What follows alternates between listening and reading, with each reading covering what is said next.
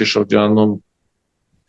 հանդիպում եմ ունեցել վարչապետի հետ եւ բավականին երկար զրուցել եմ, բայց այս թեմաները փակ են եւ այս թեմաների մասին անկախ նրանից ինչքան հարց ենք տալիս, միևնույն է չեմ պատասխանում, բայց նկատել եմ, որ լավատեսություն կա,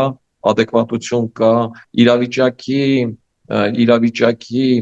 Հայաստան-Ադրբեջան նոր պատերազմի ռիսկայինության ու այդ իրավիճակի գնահատականի adekvatություն կա, այսինքն այն լավատեսությունը, ինչը որ արվել է, գոնե իմ հանդիպման ոչ թե պոպուլիզմի համար է, այլ որոշակի առումով նման բան կա,